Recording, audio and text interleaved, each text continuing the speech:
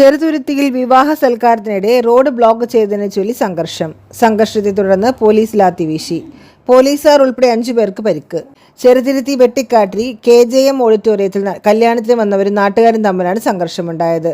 പള്ളം സ്വദേശിയുടെയും ആറ്റൂർ സ്വദേശിയുടെയും വിവാഹം ഓഡിറ്റോറിയത്തിൽ നടക്കവേ കല്യാണത്തിന് വന്ന വാഹനങ്ങൾ മൂലം റോഡ് ബ്ലോക്കായതിനെ തുടർന്ന് ആയിരുന്നു സംഭവം.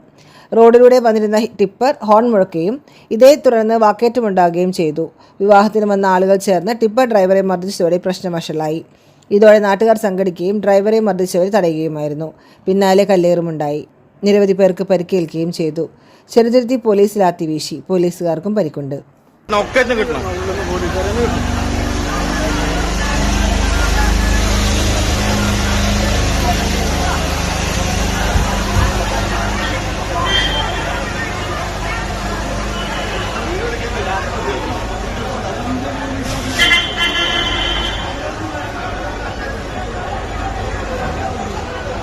വർഷമാക്കിയ ഒരു കല്യാണം